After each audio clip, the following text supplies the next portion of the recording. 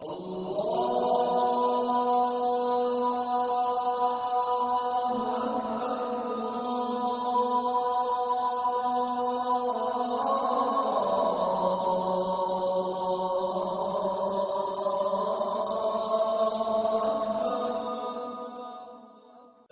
رجالا كثيرا ونساء واتقوا الله الذي تساءلون به والأرحام إن الله كان عليكم رقيبا يا أيها الذين آمنوا اتقوا الله وقولوا قولا سديدا يصلح لكم أعمالكم ويغفر لكم ذنوبكم ومن يطع الله ورسوله فقد فاز فوزا عظيما أما بعد فإن أصدق الحديث كتاب الله وخير الهدي هدي محمد صلى الله عليه وسلم وشر الأمور محدثاتها وكل محدثة بدعة وكل بدعة ضلالة. Donc, ayyuha al-ikhwatul kiram, nous sommes ce cours est le 6e cours dans la lecture du livre Tariq ila al-Jannah, le chemin vers le paradis de Cheikh Abu Youssouf, Cheikh Abdul Majid al-Shadhili, hafidhahullah ta'ala wa ra'ah. Nous étions arrivés donc au pilier du tawhid dans l'adoration, arkan tawhid al-ibad. Et nous avions dit que les piliers du tawhid dans l'adoration sont au nombre de 3. C'est-à-dire, pour qu'une personne soit considérée comme ayant adoré Allah seul, il faut qu'il ait réalisé 3 choses. La première, c'est d'unifier Allah subhanahu wa ta'ala dans son jugement, dans son hukm. Et nous avions cité les paroles d'Ibn al-Qayyim, et bien sûr avant tout la preuve qui est dans Surat al-An'am, قُلْ أَغَيْرَ اللَّهِ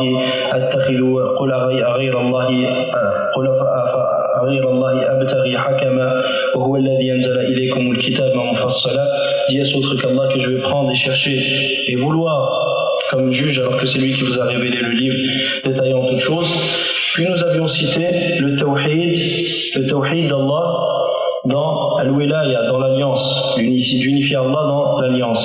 Puis nous avions cité le 3e, et la preuve était la parole d'Allah, قُلْ أَغَيْرَ اللَّهِ أَتَّخِذُ وَلِيًّا فَاطِرِ السَّمَاوَاتِ وَالْأَرْضِ وَهُوَ يُطْعِمُ وَلَا يُطْعَمُ. Dis est-ce autre qu'Allah que je vais prendre et chercher comme allié, alors que c'est lui qui وَهُوَ الَّذِي أَنزَلَ قُلْ أَغَيْرَ اللَّهِ أَتَّخِذُ وَلِيًّا فَاطِرِ السَّمَاوَاتِ وَالْأَرْضِ. Dis est-ce autre qu'Allah que je vais prendre comme allié, alors qu'il est le créateur des cieux et de la terre, jusqu'à la fin du verset où Allah dit وَلَا تَكُونَنَّ مِنَ الْمُشْرِكِينَ, et ne sois pas un point du nombre des mushrikin, des associateurs, qui associent Allah dans son alliance ou dans autre chose, dans l'alliance ou dans autre chose. Puis nous avions cité le 3e, qui était Tawhidullahi fin nusuk, d'unifier Allah dans les actes cultuels, dans ta prière, dans ton jeûne, dans ton siyam, dans tes sacrifices. Tu dois unifier Allah subhanahu wa ta'ala dans ces actes-là. Et afin de mettre la lumière sur ces points, nous avions pris un autre livre qui s'appelle Bitaqatut Ta'aruf de Cheikh Abdul Majid al-Shadhili, parce qu'il explique, en fait, on explique les paroles du Cheikh par d'autres paroles du Cheikh. Dans ce livre-là, wa alaykum salam wa rahmatullah, dans ce livre-là, il explique les annulatifs du tawhid dans le hukm, et les annulatifs du tawhid dans l'alliance, et les annulatifs du tawhid dans al-nusuk, dans les actes cultuels. Nous maintenant, donc on était au premier point qui était les annulatifs du tawhid dans le hukm, et nous en avions cité 2. Le premier qui était de juger par une autre législation que la législation d'Allah subhanahu wa ta'ala. Et nous avions cité la preuve qui était la parole, nous avions cité les preuves et les paroles d'Ibn Kathir rahimahullah ta'ala. La preuve ومن لم يحكم بما أنزل الله أولئك هم الكافرون فحكم الجاهلية يبغون ومن أحسن من الله حكما لقوم يوقنون. Et nous avions cité aussi le 2e point qui était le tahakum, de revenir vers une autre législation que la législation d'Allah afin de chercher le litige, de chercher une solution au litige entre toi et les gens. De revenir vers une autre législation. Puis nous avions fait une parenthèse pour expliquer la différence entre le tahakum et entre le fait d'aller devant un juge pour demander son droit. Qui a un droit que la charia t'a garanti, quelqu'un te l'a dérobé, par exemple t'as volé ta voiture, tu sais qui c'est qui t'a volé ta voiture, ou il y a une terre qui appartenait à tes grands-parents, tu l'as reçue en héritage, il y a une personne réputée dans la société ou dans le gouvernement, il vient, il t'arnaque, il prend ta terre, et à la fin tu te retrouves sans terre. Mais tu as les preuves que cette terre t'appartenait et que par conséquent c'est toujours ton bien. Aller devant un juge pour lui demander que vu que cette terre t'appartient, tu lui dis voici les preuves, cette terre m'appartient, un tel me l'a pris injustement, je veux donc ma terre, ça c'est pas du tahakum.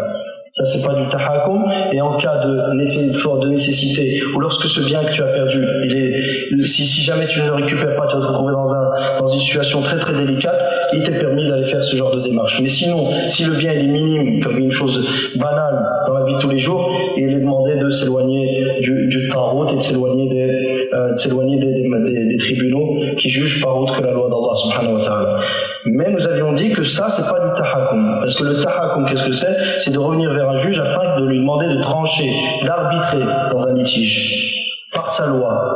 Donc, en cela, il y a une satisfaction de l'autorité une satisfaction, une reconnaissance de la divinité de ce juge qui se permet de juger par autre que la loi d'Allah subhanahu wa ta'ala.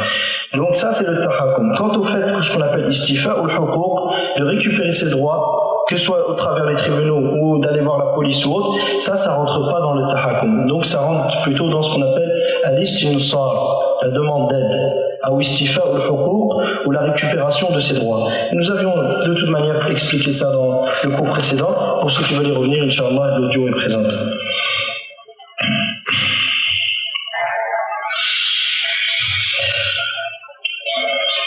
Le troisième point donc qu'on va voir maintenant qui annule le tawhid dans le hukm, celui qui le fait, il sort de l'islam, il n'est plus musulman. هو تحكيم شرع غير يقول الشيخ حفظه الله تحكيم شرع غير شرع الله. Donc mettre en place une loi une législation autre que la législation d'Allah, de mettre en place une législation autre que celle d'Allah par laquelle les gens vont revenir pour trancher leur litige. والدليل قوله تعالى فلا وربك لا يؤمنون حتى يحكموك فيما شجر بينهم ثم لا يجدوا في أنفسهم حرجا مما قضيت ويسلموا تسليما. Allah dans le Coran nous dit non, par ton Seigneur ils ne seront pas croyants aussi longtemps qu'ils ne te prendront pas comme juge dans les litiges qui arrivent, qui se produisent entre eux, puis qu'ils ne ressentent aucune gêne au fond d'eux-mêmes par rapport à la décision que tu as prise et qu'ils se soumettent une totale soumission. Je répète, Allah dans le Coran nous dit dans la traduction approximative, non par ton Seigneur, c'est-à-dire ces gens prétendent être croyants. Non, ce n'est pas le cas, loin de là. Ils ne seront croyants par ton Seigneur. Allah jure par lui-même. Imaginez la gravité de la chose. Allah jure par lui-même que nul ne sera croyant tant qu'ils ne te prendront pas comme juge à Muhammad dans leur litige, puis qu'ils ne ressentent aucune gêne par rapport à ce que tu as décidé et qu'ils se soumettent d'une totale soumission. والتحكيم هو وضع الشريعة أو الشخص موضع الحكم ليرجع إليه أو إليها عند التنازع. التحكيم, qu'est-ce que c'est? C'est de mettre une législation ou de mettre en place une personne pour que les gens reviennent vers lui lorsqu'il y a un litige, ou pour que les gens reviennent vers cette législation lorsqu'il y a un litige. ولا يجتمع تحكيم أي شرع غير شرع الله مع الإسلام بأي حال من الأحوال. Et celui qui met en place une autre législation que la législation d'Allah, afin que les gens reviennent vers cette législation pour trouver des solutions à leur litige, celui qui met en place cette législation et celui qui agit de la sorte, en aucun cas la foi et l'islam ne peut être présent dans son cœur en même temps que son acte. Il est impossible que cette personne soit musulman et dans le même moment il fait ça. Comme on le voit aujourd'hui, que ce soit au Maroc, en Algérie, en Tunisie, en Arabie Saoudite même, que ce soit dans la plupart des pays aujourd'hui.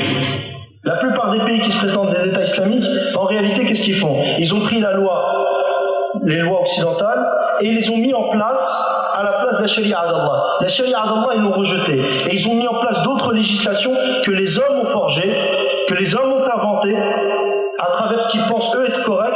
Et ils ont mis en place ces lois-là et délaissé la loi d'Allah subhanahu wa ta'ala. Et lorsque les gens ont des litiges, ils doivent revenir par quoi? Vers la loi. Et celui qui désobéit à la loi, qu'est-ce qu'il attend? Il y a messieurs, les serviteurs, et les messieurs, les protecteurs de la loi, les protecteurs du nouveau Tarout d'aujourd'hui, qui vont aller le forcer et l'obliger à respecter la loi. Donc à respecter le nouveau Dieu adoré en dehors d'Allah. Donc ceux qui agissent de la sorte, il est impossible qu'ils soient musulmans. Ces États ne sont pas des États musulmans, c'est des États mécréants. Et ceux qui font ça, c'est-à-dire ceux qui jugent avec ces lois-là sont des mécréants, ceux qui les aident à appliquer ces lois-là sont des mécréants, et celui qui est satisfait de ça n'est pas musulman non plus. Celui qui est satisfait de ça, qui est bien, qui de toute façon on est bien dans notre pays. Alors c'est bien, comme une fois, il est arrivé qu'un frère soit parti pour un mariage. Regardez, et wallah, c'est un grand problème. Il est parti pour un mariage, et le père qui était en face était fier, donc il rapportait, il était en train de citer ses racines au bled, et comment, la grande famille qu'il a, et il s'avérait que 2 personnes qui étaient là étaient de la même ville. Et le père, pour montrer que c'est quelqu'un de bien, un notable de la société, il lui a dit: mon oncle c'est un juge. Mon oncle c'est un juge, c'est une fierté dans certains pays. Que ton oncle soit un juge, c'est une fierté. Tu marches comme ça. Personne n'a le droit de te regarder. Donc le problème aujourd'hui, il n'est pas simplement au niveau des gouverneurs. Même les gouvernés, certains d'entre eux sont satisfaits. Il est fier que son fils soit à l'armée. Il est fier que son fils soit l'avocat. Mais lorsque son fils va apprendre le Coran, il lui dit: je crois que tu vas être le bawab, le portier de la mosquée ou quoi? Tu vas gagner quoi dans ta vie? Tu vas faire quoi dans ta vie? Mais si son fils veut devenir avocat, il est fier. Le jour où il a son diplôme, il fait une zarda. Mais lorsque son fils apprend le Coran par cœur, wallah, je connaissais une mère de famille, elle rentre et maintenant elle est en train de pleurer. Elle se retrouve avec des pitbulls chez elle maintenant. Ses enfants, ils sont partis complètement à gauche, à droite. Mais wallah, qu'est-ce qu'elle faisait? Lorsque son fils, c'était un ami à moi, il était chez lui en train d'apprendre le Coran, on avait 16-17 ans à cette époque-là, on avait 17 ans. Il rentrait, il essayait d'apprendre la langue arabe, elle rentrait chez lui, elle lui crachait dessus. Pouf, il lui faisait. Il dit: je crois que tu vas avancer dans ta vie. Pouf, elle lui crachait dessus.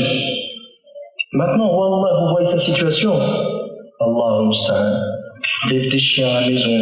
Sa vie, c'est une vie, elle est malheureuse. Tout le temps à la fenêtre en train de regarder pour faire la commère. Qu'est-ce qui se passe dans le quartier? Mais wallah, ce qu'elle a fait quand elle a craché sur son fils, quand elle essaie d'apprendre le Coran, elle le regrettera toute sa vie, sauf si elle se repent.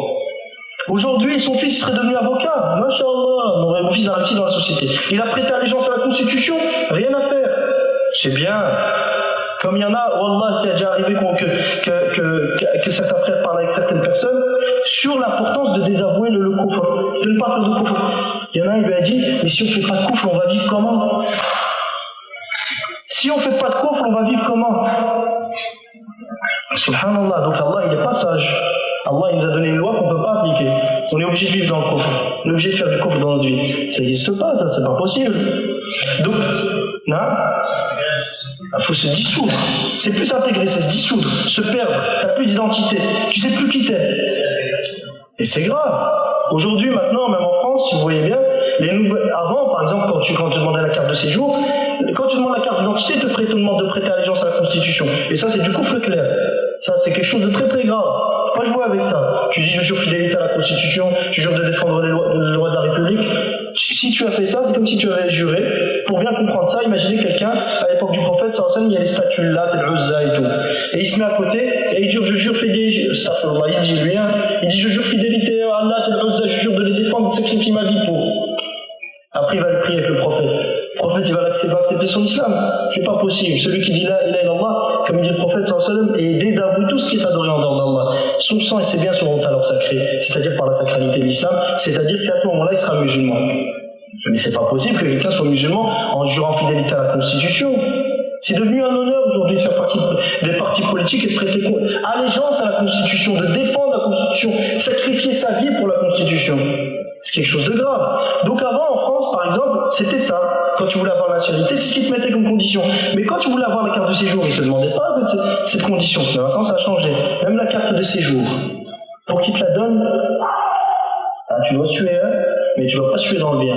Tu dois suer pour sacrifier ta vie pour le shaitan. Tu dois te dissoudre, te perdre, t'es quelqu'un d'autre. On ne te reconnaît plus. Comme il y en a, il était passé un jour, il avait les cheveux bouclés, et il s'appelait Michel. Avant, il s'appelait Mouloud. Je ne sais pas comment il s'appelle.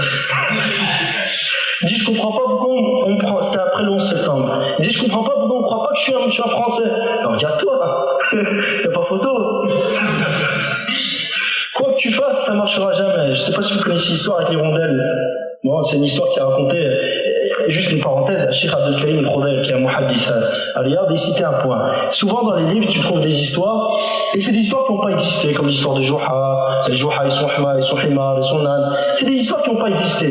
Il a dit: pourquoi ces histoires-là, bien qu'elles n'aient pas existé, il est permis de les citer? Alors que c'est un mensonge. Le calib, c'est quoi? C'est mukhalafat al-haq. C'est que ça s'oppose à la réalité, ça ne s'est pas passé. Il dit: parce que le mafsada, le méfait du mensonge, il n'est pas présent. Il n'y a pas de méfait concrètement. Donc, les savants se sont permis à citer ce genre de récit. Donc, il y a une histoire avec un corbeau qui est tombé amoureux d'une hirondelle.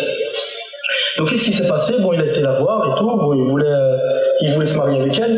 Elle voulait pas lui dire, tu te regardes pas, t'es tout noir, regarde comment tu marches et tout. Donc, qu'est-ce qui s'est passé? Il est parti, il a trouvé un pot de peinture blanche. Il est rentré dedans. Il est ressorti, il était tout blanc. Donc, il était tout content. Il revient vers l'hirondelle, il marche, il arrive près d'elle. Et lui, il était content, il s'est dit, maintenant on se ressemble, donc ça va aller. Elle le regarde et dit, mais regarde ta démarche, regarde comment tu es. Donc il va pendant quelques temps, il s'entraîne à marcher bien comme il faut. Il revient et il marche comme une hirondelle. Donc il marche comme elle quasiment. Il lui ressemble en apparence. Elle le regarde et lui dit, regarde toi, tu ressembles plus à rien. T'es ni un corbeau, t'es ni comme moi, ni comme t'étais avant. Mais c'est exactement ce qui se passe aujourd'hui. C'est exactement ce qui se passe aujourd'hui, c'est que, subhanallah, les musulmans aujourd'hui, les gens, et certains musulmans apostasient de leur religion, délaissent leurs principes religieux pour des principes, soi-disant les principes de la République et de la démocratie, mais à la fin, ils ne sont ni acceptés. Ils ne sont ni acceptés par les musulmans, ils ne sont ni acceptés par les musulmans, ni acceptés par ceux qu'ils ont voulu satisfaire. Ils ne sont ni acceptés par les musulmans ni par les autres. Donc ça, c'est ce qui se passe aujourd'hui. Donc il faut faire très très attention. Allah subhanahu wa ta'ala nous l'a montré. Et les juifs et les chrétiens ne seront satisfaits de toi jusqu'à ce que tu suives leur milla, leur religion. Tu te dissous, tu deviens comme eux. Et tes enfants peut-être ils seront acceptés, mais toi, il y aura toujours un petit problème. Et Allah t'humiliera. Celui qui satisfait les gens au dépend du mécontentement d'Allah, Allah le rabaissera et l'humiliera. Donc quoi, même s'ils t'acceptent, ils vont t'humilier quand même. Qu'Allah nous préserve. Je ne sais pas si vous avez vu, dernièrement, avant par exemple là ils sont en train de faire toute une campagne, il y a eu un scandale, ça s'est passé sur le Jazeera. Certains membres de la communauté musulmane, quand je dis la communauté musulmane, je ne suis pas en train de dire que ce sont tous des musulmans. Celui qui unifie Allah, il est musulman. Celui qui adore Allah seul, il est musulman. Celui qui adore qu'Allah, il est mouchrik. Mais c'est des gens qui s'affilient à l'islam, on l'appelle communauté. Donc c'est la communauté musulmane aux États-Unis. D'accord. Qu'est-ce qui se passe ces derniers temps? Les membres de la CIA et du FBI sont descendus dans les rues d'une ville, j'ai oublié c'est laquelle, c'est passé sur le Jazeera, et ils sont en train de recruter. Et puis donc il y avait un reportage, ils montraient que maintenant, petit à petit, ils sont en train de mettre de plus en plus d'arabes dans les films. Avant ça n'existait pas, il n'y avait pas ça. Il n'y avait pas, petit à petit, ils mettent des arabes. Mais c'est pourquoi? Comme les noirs, les frères noirs, ou les frères noirs, je parle des musulmans. Mais sinon les noirs avant, il n'y avait pas de ça dans les films. Petit à petit, ça commence à apparaître. C'était quoi le but? C'était d'attirer certains d'entre eux pour calmer déjà la rage qu'il y avait et pour calmer les tensions qu'il y avait dans le pays et pour les utiliser pour des projets par après. C'est exactement ce qu'ils sont en train de faire. Donc aujourd'hui, ils sont en train d'attirer des membres de la communauté musulmane dans leur rang pour les aider. Donc c'est des traducteurs, ils travaillent dans la logistique, ils travaillent même dernièrement à la honte. En Afghanistan, il y a eu un soldat jordanien qui a été trouvé mort. Qu'est-ce qu'il fait le Jordanien là-bas? Qu'est-ce qu'il fait depuis quand la Jordanie est là-bas? Non, la Jordanie, ils sont là-bas aux côtés des forces qui combattent là-bas, mais c'était pas officiel. Donc là, c'est un scandale, un Jordanien retrouvé mort là-bas. Ça a été dit sur le Jazeera la dernière fois. Non, c'est un scandale pour la Jordanie parce qu'ils essaient de se cacher. Ouais, c'est vrai. Parce que déjà, la Jordanie, c'est le premier pays qui a pris en charge la torture des gens qui étaient à Guantanamo. On les torturait pas en Amérique parce que c'était à la vie, mais on les transférait en Jordanie.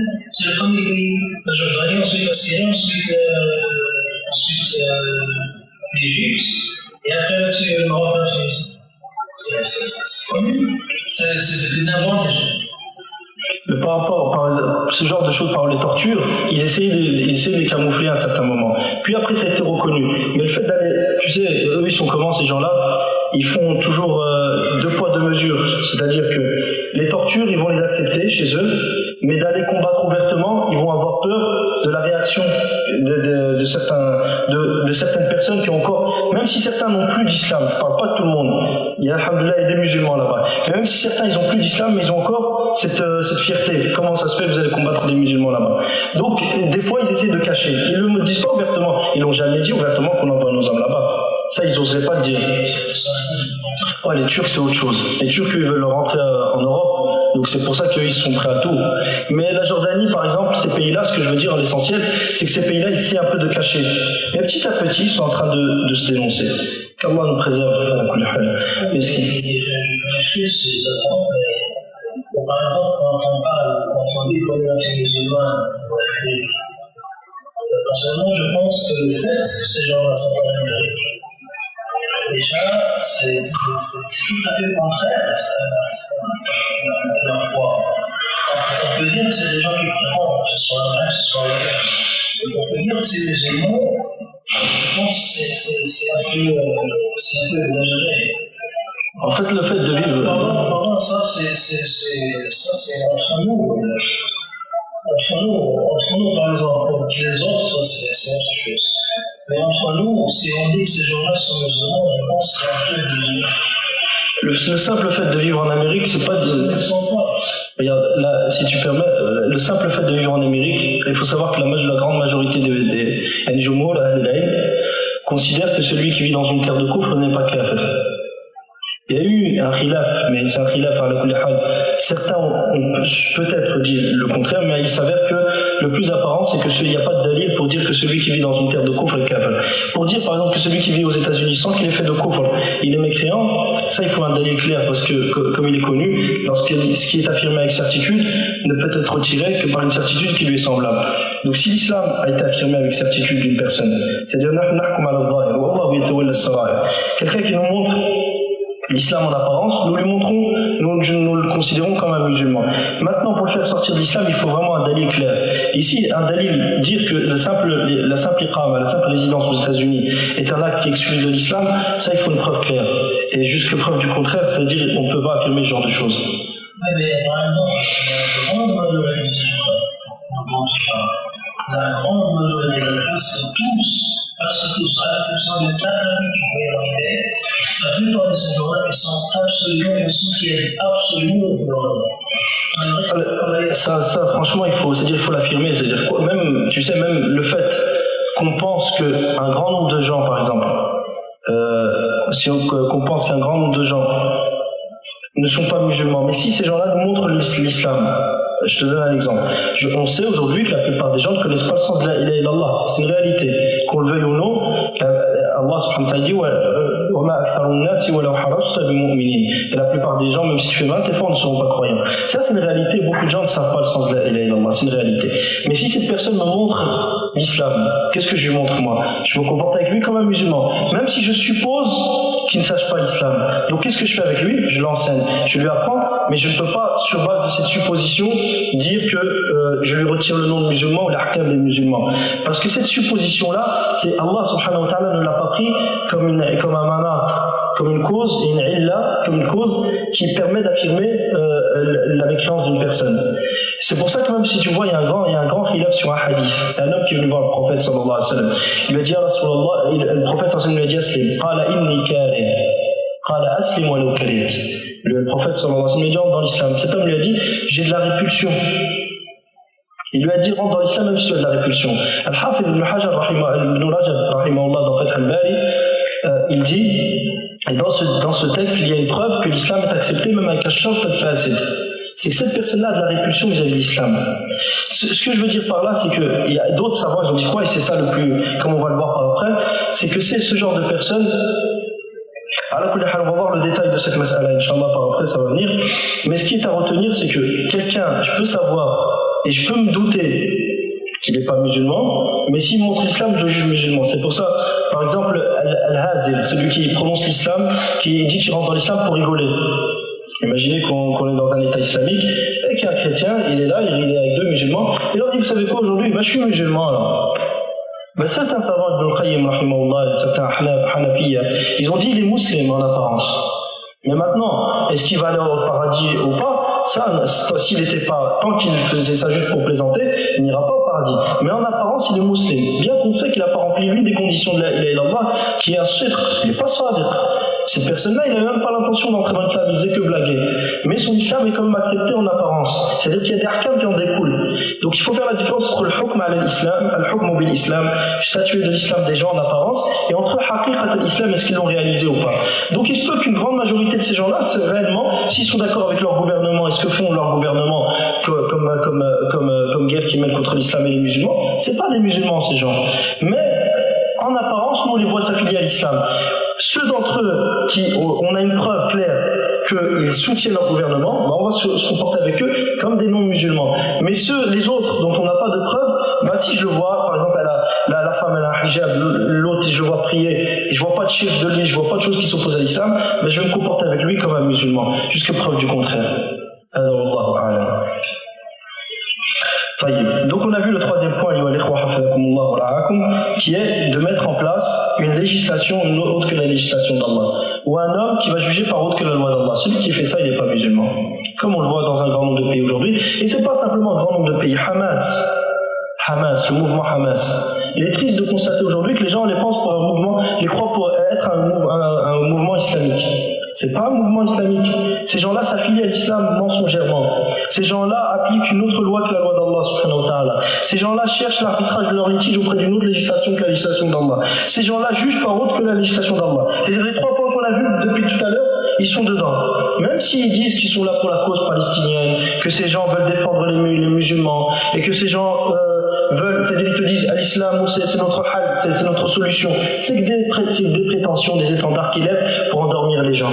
Le pire, c'est que l'un de leurs responsables a dit un jour, et wallah, cette parole n'est pas inaperçue aux yeux des gens, mais wallah, c'est une parole kaburat kalimatan takhruju min afwahihim yaquluna illa kadhiba. C'est une parole énorme qui sort de leur bouche. La question lui a été posée, si jamais le peuple palestinien veut un autre parti qu'un parti islamique, un autre régime qu'un régime islamique, il a dit uqaddisu iradat ash-sha'b, je vénère la volonté du peuple, je vénérerai la volonté du peuple. C'est Ahmed Yassine qui a dit ça, hein. C'est pas quelque chose de simple, hein. C'est vraiment, et le problème c'est que les gens gardent le silence sur ce qu'a dit Ahmed Yassine, mais avec le temps, les gens qui sont venus après, ils ont en réalité ils ont suivi sa voie, hein. Ils ont suivi. Certains font la distinction entre Ahmed Yassine et ceux qui suivent. C'est pas clair qu'il était différent d'eux. C'est clair qu'eux aujourd'hui ils ont appliqué, ils ont mis en pratique. Mais les fondateurs, les idéologues, qui ont mis en place cette idéologie, cette manière de penser. Alhamdulillah, il y a des machères. C'est vrai que c'est un peu difficile de parler de ça, de peur que les gens disent « Regarde ce qu'il est en train de dire ». Mais et le problème, c'est que tout le monde garde le silence, et ce qui s'ensuit, c'est quoi? C'est que les bases restent pas claires aux yeux des gens. Non, il faut dire la vérité. Et c'est pour ça que le Cheikh Abu Mohammed al-Maqdisi dans son dernier livre, Ar-Radd ala al-Astal, c'est le mufti de Hamas, il a cité cette parole. Il a dit wa qala qailuhum. Il n'a pas dit Ahmed Yassine. Il a dit, et l'un d'entre eux a dit, voilà ce qu'il a dit. Puis il a mis trois points d'exclamation. Parce que c'est pas une parole qui ne peut pas passer à la légère. On ne peut pas prendre ça à la légère. Aujourd'hui, par exemple, lorsqu'on voit qu'en Somalie, le shérif, vous savez c'est qui le shérif? C'est le président de Somalie. Il faisait partie d'un groupe qu'on appelait Ittihad al-Mahakim Islamiyya, l'union des tribunaux islamiques, qui combattait certains insurgés, qui combattaient les forces du gouvernement. Ça fait combien? 3 ans. Il y a 3 ans qu'on combattait les forces du gouvernement. Donc l'union des tribunaux islamiques, les gens venaient vers eux pour qu'ils tranchent dans leur litige, par la loi d'Allah subhanahu wa ta'ala. Mais qu'est-ce qui s'est passé? Donc ils ont perdu lors de cette bataille. Et il a quitté le pays. Lorsqu'il a quitté le pays, les Américains aujourd'hui ils ont une nouvelle technique. C'est d'endormir les musulmans au nom d'islam. D'endormir les musulmans au nom d'islam. Donc ils l'ont rencontré. Ils lui ont fait des propositions. On te remet au pouvoir. Et tu promets au peuple d'appliquer la charia. Et tu ne l'appliqueras pas. Donc il est retourné là-bas au pays. Ils l'ont remis au pouvoir. Il est rentré dans le Parlement. Il est devenu président de l'État. Il a fait un référendum au Parlement pour voir est-ce qu'il va appliquer la charia. La majorité parlementaire a voté pour appliquer la charia. Premièrement, ils ne vont jamais l'appliquer. Deuxièmement, si la majorité parlementaire décide d'appliquer la charia et qu'ils appliquent la charia, est-ce que c'est du tawhid ou du shirk après? C'est pas du tawhid. Pourquoi? Parce que qu'est-ce qui a donné la légalité à la charia ici? Est-ce que c'est parce qu'Allah a dit qu'il faut l'appliquer ou parce que la majorité parlementaire a dit qu'il fallait le faire? Parce que la majorité parlementaire a dit qu'il fallait le faire. Donc ce hukm-là, aslul hukm wa asasul hukm, le fondement de l'application de la charia, ce n'est pas la prédominance et la la suprématie de la charia d'Allah subhanahu wa ta'ala. Non, c'est la suprématie de la nation. C'est comme si demain, n'importe quel gouvernement occidental se décidait à appliquer la peine du voleur. Est-ce qu'on va dire que cette peine-là, que cette loi-là est une loi d'Allah?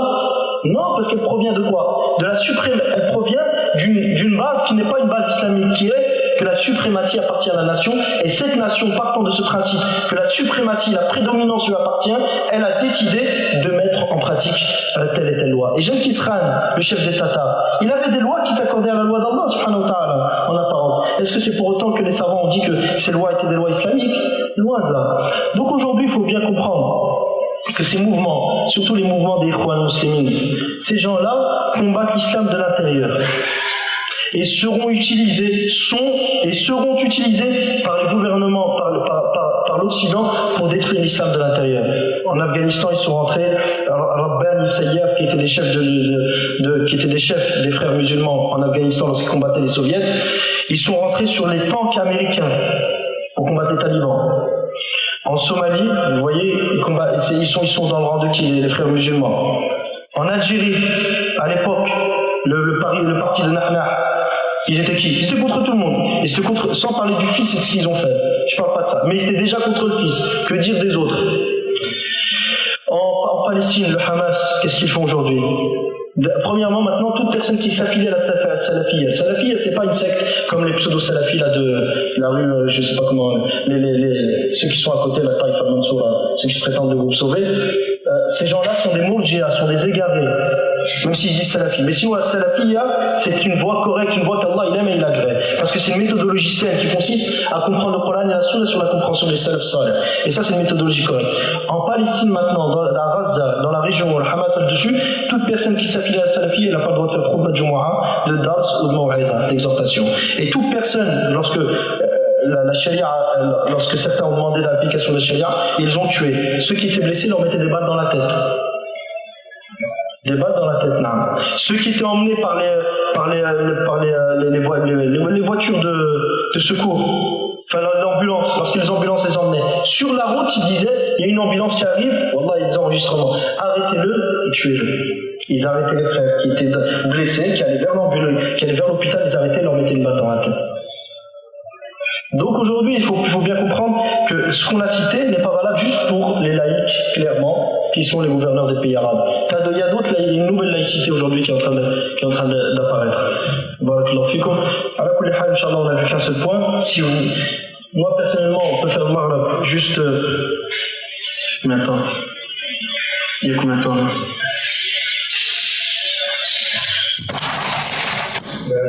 Il y a du mal.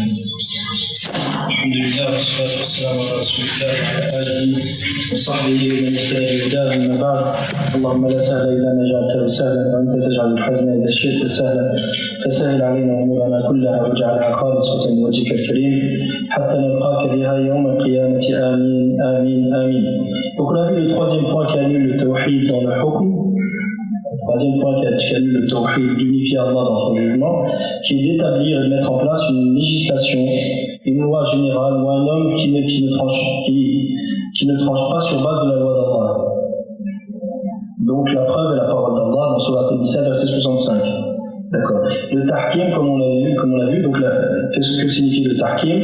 Il désigne la mise en place d'une loi contraire à la loi d'Allah afin d'être un arbitre dans les litiges entre les gens, ou la mise en place d'un homme qui tranchera entre les gens dans leurs litiges sans se référer à la loi d'Allah, en se référant à une autre loi. D'accord. Le tahkim, donc sans se référer à la loi d'Allah, ou en se référant, c'est pas forcément qu'il revienne à une autre loi, mais qu'il juge selon ce que lui pense être juste. Et il sait qu'il y a la loi d'Allah, mais lui, il va juger avec ce qu'il pense être juste. Donc il s'est pris pour un dieu, cette personne.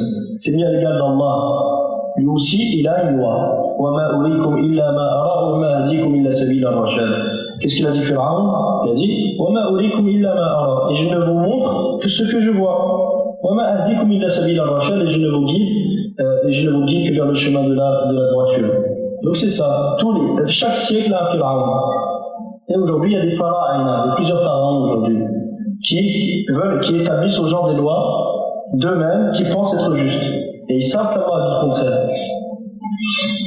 le tahkim d'une quelconque législation, donc la mise en place d'une quelconque législation autre que celle d'Allah et l'islam ne peuvent en aucun cas être présents en une même personne. C'est pas possible que quelqu'un soit musulman et dans le même moment il mette en place une autre législation que la législation d'Allah subhanahu wa ta'ala.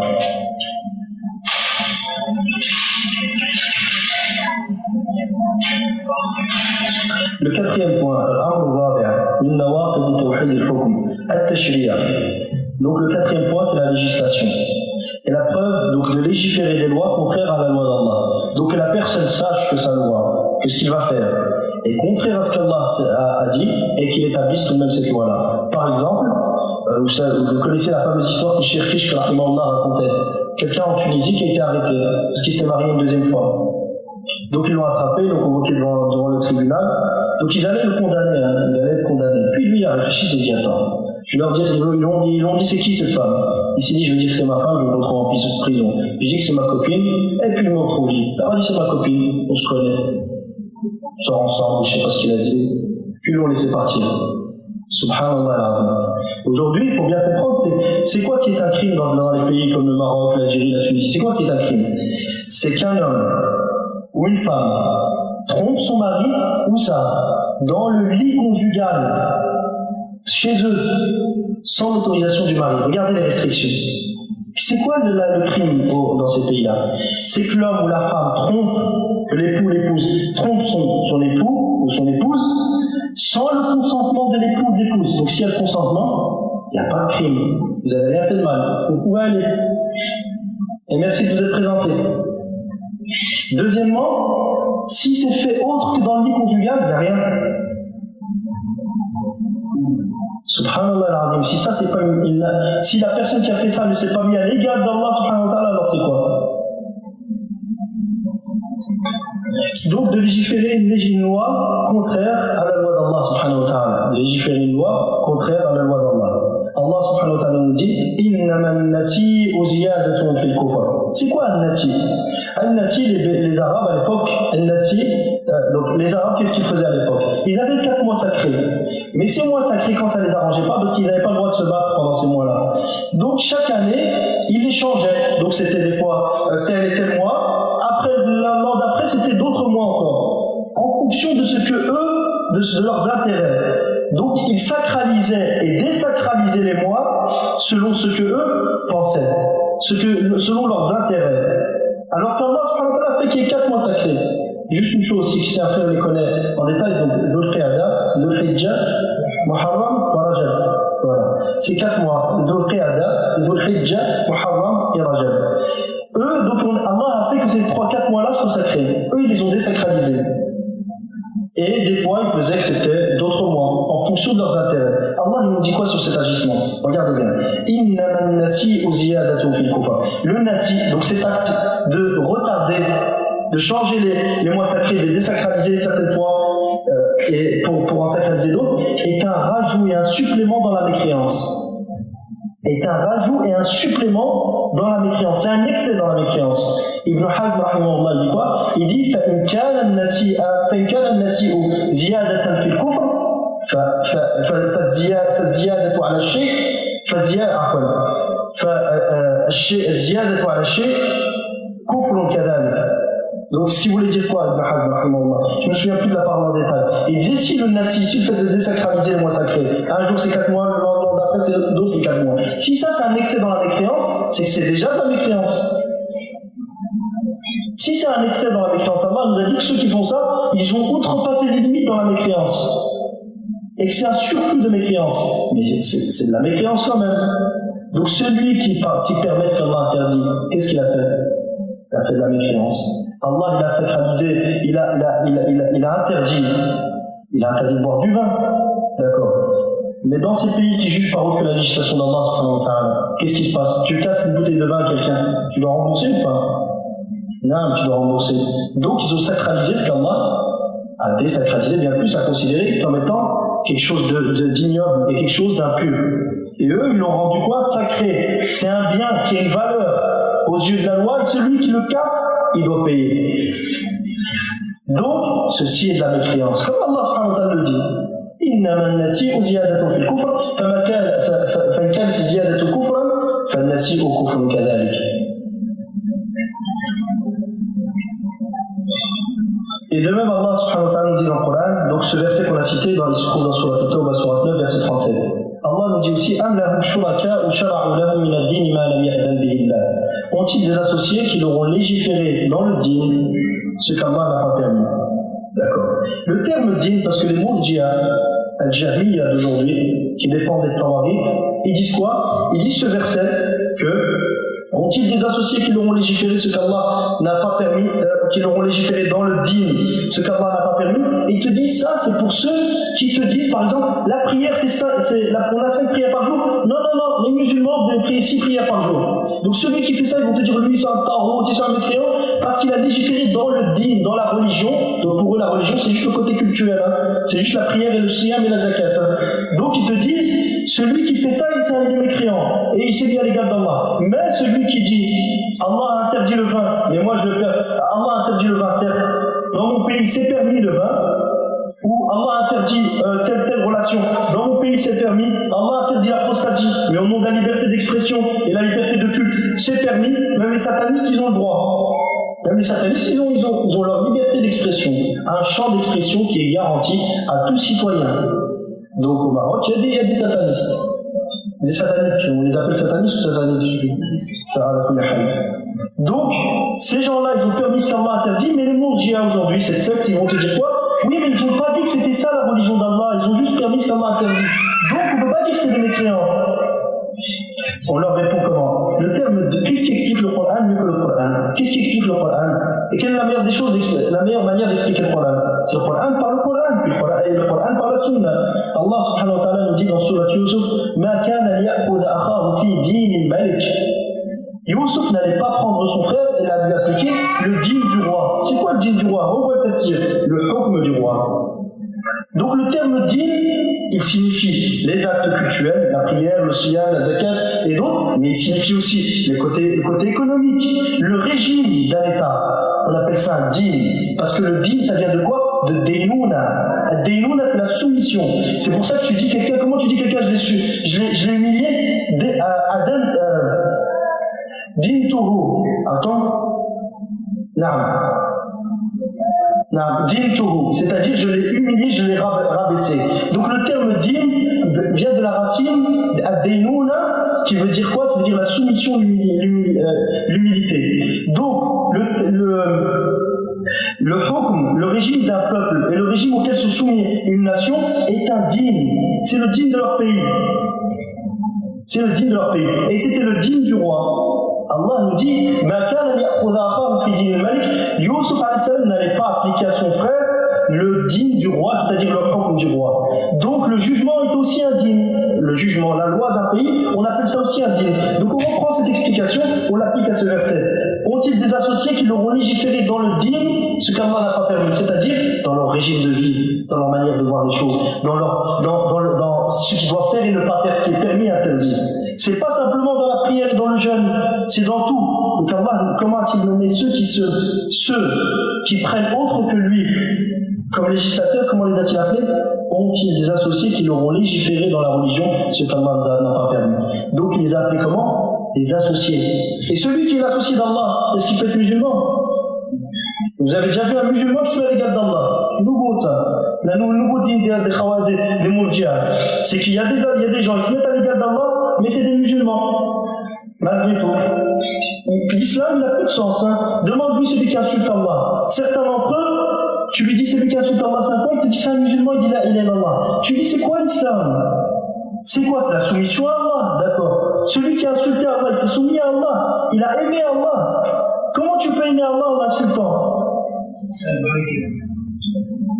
على كل حال كلام الألباني فيه ما فيه على كل حال.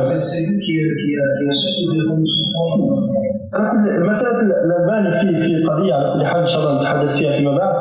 الألباني لم يصرح بهذا القول يعني كما صرح به لو سمحت لحظة كما صرح به أتباعه فالأتباع أشد ضلالا منه هذا لا شك ولكن هو كلامه على كل حال يعني يفهم منه على كل حال الإشكال تعرف ما هو le problème au niveau de Cheikh Al-Albani c'est que certains qui l'ont défendu par après ont ramené d'autres paroles de lui qui contredisent redis ce qu'il a dit à ce moment-là. Donc, c'est pas que je veux pas rentrer dans ce sujet-là, mais la situation de Cheikh Al-Albani et ce qu'il a dit, c'est confus. L'essentiel, c'est quoi? C'est de dire, s'il a véritablement dit ça, c'est un égarement plus qu'évident, mais si, le problème, c'est quoi? C'est qu'il parle de quelqu'un, j'ai peur de rentrer dans ce sujet-là, de pas avancer, c'est qu'il parle de quelqu'un qui minsou et tabriyati. Je sais pas si tu te souviens de l'audio, et il parle de quelqu'un qui a dit ça par mauvaise éducation. Donc, est-ce qu'il parle de quelqu'un qui a dit ça clairement, qui sait qu'il a insulté Allah, ou il parle de quelqu'un qui a dit une parole dont il ne connaît pas le sens? C'est ça le problème, simplement. Parce que lui, déjà lui, il a changé de définition. Non. Après ça, après ça, il a même dit que celui qui insulte la France, en fait, il n'a pas dit aussi clair à la télé. Il parle d'une conférence qu'il a fait entre les nationalités. Il a dit clairement et il a vraiment dit ça, pas de doute que ça c'est un égarement évident. Simplement le problème, moi j'avais lu quelques paroles qu'il avait dit, tu as difficile à comprendre véritablement. C'est-à-dire concrètement, quand tu lis ça et puis tu lis d'autres choses qu'il dit, tu as des difficultés à saisir réellement est-ce que c'est ce sens-là qu'il a visé ou pas. L'essentiel c'est quoi? C'est de retenir une chose, c'est que ce genre de croyance est une croyance erronée, ça n'y a aucun doute dessus, et c'est une croyance qui est un égarement évident, qu'Allah nous en préserve, et ceux qui agissent de la sorte, qu'Allah nous préserve, et qui prétendent qu'une personne peut être musulmane en insultant Allah, en insultant Allah, en se mettant à l'égard d'Allah, ces gens ils ont compris quoi de l'islam? Ils ont compris quoi de l'islam qu'Allah nous préserve? Alors que Allah subhanahu wa ta'ala nous préserve de ces innovations et des égarements et nous permet de rester droit sur la voie de Sunnah wal Jama'a. Le cinquième point, donc d'accepter une législation autre que la législation d'Allah. Ça c'est le cinquième point qui annule le tawhid dans le jugement. قال تعالى اتخذوا أحبارهم ورهبانهم أربابا من دون الله. La preuve, donc le sixième point, le cinquième point, l'acceptation d'une autre législation que celle d'Allah, et la preuve et la parole d'Allah, ils ont pris leurs savants et leurs ascètes comme seigneurs en dehors d'Allah. Ils ont pris leurs savants et leurs ascètes comme seigneurs en dehors d'Allah. قال القرطبي رحمه الله أنزلوهم منزلة الرب في قبول التحليل والتحريم منهم وذلك مثل ولا يتخذ بعضنا بعضا أربابا من دون الله. Donc l'imam al-Qurtubi rahimahullah il dit en explication en commentaire de ce verset, ils les placèrent au même niveau que le Seigneur. Les chrétiens et les juifs, ils ont placé leurs savants et leurs ascètes au même niveau que le Seigneur, qu'Allah subhanahu wa ta'ala, en acceptant le tahlil et le tahrim de leur part, c'est-à-dire que ce que eux ils permettaient et qu'Allah avait interdit, ils disaient que c'était permis, et que ce que eux interdisaient et qu'Allah avait permis, ils disaient que c'était interdit. Donc en agissant de la sorte, ils ont mis les égaux du Seigneur des cieux et de la terre, Allah subhanahu wa ta'ala. Et puis l'imam Qurtubi dit, ce qui est indiqué, donc ce sens-là, est indiqué dans le verset suivant.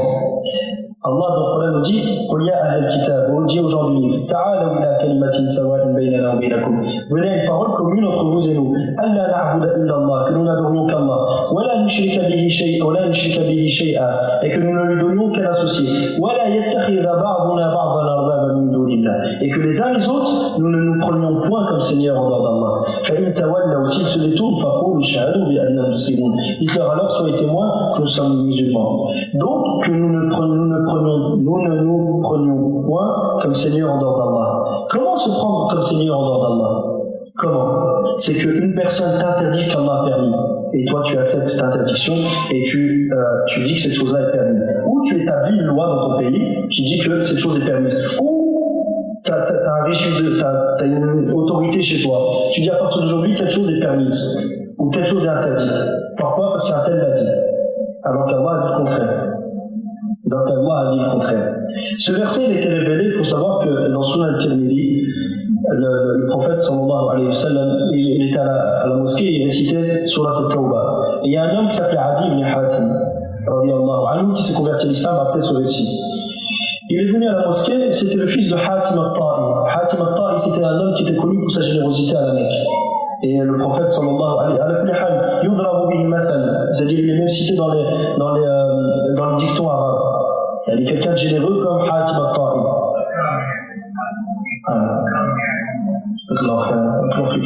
Donc quelqu'un, pour montrer qu'il est très très généreux, on dit qu'il est encore plus généreux que Hatim al-Ta'i. Donc Hatim al-Ta'i, il est décédé. Il a laissé ses enfants, il a laissé des enfants d'un lui. Sa fille, lorsque le prophète sallallahu alayhi wa sallam a attaqué al-Ta'if, sa fille s'est convertie. Elle s'était convertie avant ça ou à ce moment-là? Son fils, Adi ibn Hatim, il s'est enfui. Sa sœur lui a envoyé un courrier, lui a demandé de venir. Il vient et entre dans l'islam. Il est venu, il est rentré à la mosquée. Il avait ça un chrétien, il avait une croix autour du cou. Et le prophète sallallahu alayhi wa sallam lui a dit retire ceci car c'est un idole devant Allah. Puis il a entendu le prophète lire, et dans ce récit, il y a une preuve que le mouchrik, il peut rentrer à la mosquée pour écouter la da'wah. Il peut rentrer à Médine, c'est la Mecque qui ne peut pas rentrer. Donc il est rentré, il a écouté, il écoutait le prophète sallallahu alayhi wa sallam lire sur la Tawbah. Jusqu'à que le prophète soit arrivé à ce verset, ils ont pris leur savant et ascète comme Seigneur en dehors d'Allah. Et lui, il était chrétien. Et Allah parle des chrétiens et des juifs ici. Et il s'est étonné, il a dit, Rasulallah, on les a pas adorés. Il n'avait pas compris l'adoration, elle était où. Et le prophète sallallahu alayhi wa sallam a dit, Alam yuhillu lakum al-haram fatastahilluh, wa yuharrimu alaykum al-halal fatuharrimuh.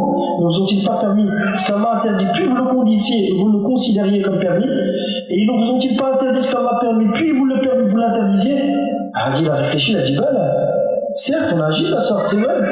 Et le prophète sallallahu alayhi wa sallam devait répondre, c'est comme ça que vous les avez adorés. C'est comme ça que vous en avez fait les seigneurs à l'égard d'Allah subhanahu wa ta'ala. Quelqu'un te permet une chose, et tu sais Allah l'a interdit, et tu le permets. Quelqu'un il a interdit une chose, et tu sais que quelqu'un t'a interdit une chose, tu sais qu'Allah l'a permis, et tu l'interdis. Que si tu agis de la sorte, tu le prends comme Seigneur d'Allah subhanahu wa ta'ala. Mais, ça c'est un point. Mais il faut faire la différence entre la ta'a fi tahlil et le tahrim, d'obéir dans le tahlil et le tahrim, c'est-à-dire en permettant ce que autre qu'Allah a permis, qu'Allah a interdit, et en interdisant ce que autre qu'Allah a interdit, qu'Allah a permis, et entre at-ta'a bil amal, al-muwafaqat fil amal, de le suivre dans les actes simplement. C'est-à-dire, Ibn Taymiyyah, rahimahullah ta'ala, il a parlé de ce point-là lorsqu'il a traité de ce verset. Et il a dit quoi? Il a dit si quelqu'un, par exemple, si leurs savants, leurs ascètes, leur permettent une chose qu'Allah a interdit. Et eux font cette chose-là, tout en étant convaincus qu'Allah l'a permis, qu'Allah l'a interdit. Ils ne suivent pas dans le tahlil, dans la permission et l'interdiction, mais ils suivent dans l'action. Il a dit ça, c'est pas du shirk akbar. Ça, c'est pas du shirk akbar. Et de même, si leurs savants et ascètes leur interdisent une chose qu'Allah a permis, puis eux, ils font cette chose-là, tout en étant convaincus que cette chose, elle est toujours permise. Elle est toujours permise. Dans ce cas-là, ils n'ont pas fait de shirk akbar non plus. Je te donne un exemple. Quelqu'un imaginez qu'il vit dans un état islamique. Il va dans un état occidental, ou un état qui n'applique pas la sharia d'Allah subhanahu wa ta'ala. Il arrive là-bas, et il apprend que dans ce pays-là, il est permis d'aller dans les boîtes de nuit. Il est permis de faire des actes de turpitude, qu'Allah nous en préserve. Et il le fait. Est-ce que c'est un mouchrik? Je vous pose la question en fonction de ce qui a précédé. Pourquoi? Allah participer, Inch'Allah. Quelqu'un, il vivait par exemple dans un pays où la charia a été appliquée. Donc, ce qu'Allah interdit est interdit, ce qu'Allah permis est permis. D'accord. Il va dans un autre pays où c'est une autre législation que la législation d'Allah qui est établie. Et dans cette législation-là, il permet d'aller en boîte de nuit, d'aller faire n'importe quoi, de boire du vin. Et lui, il se met à boire du vin, il commence à faire des actes de désobéissance. Est-ce qu'il a fait du shirk akbar ou pas? Est-ce qu'il a annulé son tawhid dans le couple ou pas? Mais est-ce qu'il sort de l'islam? Il sort de l'islam à partir du moment où il dit que c'est permis et qu'effectivement c'est permis. Voilà, vous avez tout à fait raison. D'accord? Donc il faut faire la différence entre le suivi dans les actes et le suivi dans le tahlil et le tahrim, c'est-à-dire de suivre en permettant ce que autre qu'Allah a permis et qu'Allah a interdit, et en interdisant ce qu'autre qu'Allah a interdit qu'Allah a permis. Puis le cheikh dit وقال تعالى وقوله تعالى parmi les preuves aussi nous avons ولا تأكلوا مما لم يذكر اسم الله عليه وإنه لفسق, et ne mangez pas des bêtes sur lesquelles le nom d'Allah n'a pas été évoqué. وإنه لفسق, et certes ceci est du fisq, c'est-à-dire la perversion. Le terme perversion, il y a souvent une connotation automatiquement, liée une connotation sexuelle tout de suite. Perversion, donc c'est que la personne, soit il s'attaque aux petits enfants, soit autre chose. Le terme fisq dans la langue arabe, qu'est-ce que c'est? et dans le shara, c'est d'outrepasser les limites qu'Allah a fixées. D'accord? C'est d'outrepasser les limites qu'Allah a fixées. Donc, toute personne qui outrepasse les limites qu'Allah a fixées persévère, soit il fait un grand péché, il persévère dessus, et qu'il fasse un grand péché qui persévère dessus, on appelle ça un fasir. D'accord? Donc Allah subhanahu wa ta'ala nous dit, et ne mangez pas des bêtes sur lesquelles le nom d'Allah n'a pas été prononcé au moment du sacrifice. Et certes ceci est de là du fisq, la perversion, donc c'est d'outrepasser les limites qu'Allah a fixées. Et les démons, les shayatins, inspirent à leurs alliés afin de polémiquer avec vous. Et si vous leur obéissez, vous serez certes des associateurs. Quelle est la cause de révélation de ce verset? Les mouchriquins sont venus voir les sahaba, et leur ont dit, les bêtes que vous sacrifiez, c'est qui? Ils leur ont dit la bête morte. Qui est-ce qui l'a tuée? Qu'est-ce qui l'a tuée? Qui est-ce qui l'a sacrifié, qui a sacrifié cette bête-là? Ils leur ont dit, c'est Allah qui l'a tuée. Les mouchriquins leur ont dit, ce que vous sacrifiez avec vos propres mains est halal, est-ce qu'Allah a sacrifié haram? Vous avez compris? Ce que vous sacrifiez de vos propres mains est permis, mais ce qu'Allah a sacrifié qui est la bête morte est haram. Donc, ils sont venus, ils ont voulu mettre une ambiguïté aux sahaba. Et Allah a révélé ce verset-là, interdisant de manger les bêtes sur lesquelles le nom d'Allah n'a pas été prononcé, qui étaient les bêtes mortes. Et il a annoncé que ceci était de la perversion du fisc, et que les shayatins inspirent à leurs alliés, qui sont les mouchriquins, ils leur inspirent des choses, ils leur inspirent des choses afin qu'ils polémiquent et débattent avec vous, pour vous égarer. Puis Allah nous dit, et si vous leur obéissez, vous serez certes des associateurs. C'est-à-dire, si vous leur obéissez en considérant que la bête morte est halal et permise, vous serez des associateurs. Si vous leur obéissez en considérant que la bête morte est permise, alors qu'Allah l'interdit, vous serez des associateurs. Pourquoi? Parce que vous avez pris un autre Seigneur et un autre législateur qu'Allah subhanahu wa ta'ala. D'accord? Donc on voit bien que quand est-ce que l'obéissance aux mouchriquins, ou l'obéissance à ceux qui sont illégaux d'Allah subhanahu wa ta'ala pour établir des lois et du shirk, c'est quand tu leur obéis en permettant ce qu'Allah a permis, en permettant ce qu'eux ont permis, qu'Allah a interdit, et en interdisant ce qu'Allah a permis et qu'eux ont interdit. D'accord? Ou si tu leur obéis dans le confort. D'accord? Par exemple, ils viennent te voir et te disent, écoute, il faut que tu ailles espionner les musulmans, il faut que tu leur ramènes des informations sur eux, il faut que tu nous dises tout ce qu'ils font, et comme ça, on va te donner tel et tel salaire, et telle chose, on va te donner tel et tel avantage, un appartement, une maison et tout. Si tu leur obéis là-dedans, tu sors de l'islam en faisant ça. Qu'Allah nous en préserve. Et combien sont nombreux ces gens-là qu'Allah nous en préserve? On va laisser on va voir après le 6e point. Voilà, là c'est un peu long. On va laisser le 6e point pour la prochaine fois, le 7e. On a encore le 6e point, le 7e, le 8e, le 9e, le 10e et le 11e. Et on aura terminé les annulatifs du tawhid dans le corps, pour passer après aux annulatifs du tawhid dans l'alliance. C'est-à-dire comment on sait que quelqu'un a associé Allah dans l'alliance. Et Inch'Allah, vous verrez, c'est très intéressant et très profitable. Le but de ce genre de choses, de ce genre de cours, est qu'on comprenne concrètement et on comprenne correctement la voie qu'Allah nous a établie. Et qu'à la suite de ça, il manque plus de quoi qu'à avancer sur cette voie. Mais au moins, Inch'Allah ta'ala, de comprendre les choses correctement et convenablement, afin de ne pas s'égarer. وبارك الله فيكم وصلى الله وسلم وبارك على نبينا محمد وعلى اله وصحبه اجمعين الحمد لله رب العالمين.